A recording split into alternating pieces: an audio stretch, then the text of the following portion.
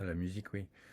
Parce que la musique, c'est universel, même si il se trouve, et ça fait beaucoup rire mes enfants et ma famille, il se trouve que j'y comprends rien à la musique, mais c'est quelque chose dont j'ai besoin, notamment pour écrire. Je m'en sers beaucoup, réécrire et réfléchir. Euh, et je me suis dit que même dans un futur désespéré, finalement, ça restait un langage d'émotion, même pour les gens comme moi qui n'y comprennent rien, et de communion. Et donc encore plus pour les gens qui y comprennent quelque chose. Pour moi, Blood, c'est pas qu'une chanteuse en fait. C'est une espèce d'espoir, une espèce de rage, et en même temps une espèce d'illusion qu'un autre monde est possible.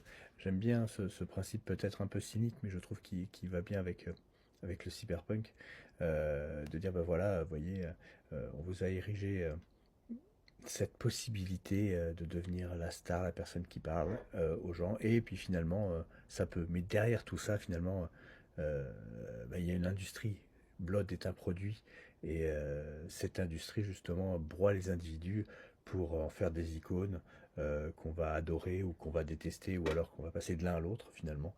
Et finalement, à travers ce personnage et à travers cette scène musicale, je voulais montrer un petit peu cette espèce de paradoxe, comme quoi l'art, hein, la musique en est un, peut être quelque chose qui rassemble, peut être un refuge, mais finalement c'est devenu aussi et surtout une marchandise qui rapporte beaucoup d'argent.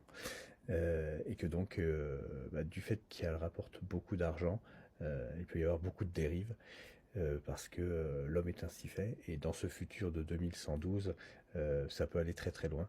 Et j'en dirai pas plus, il faudra découvrir dans le livre.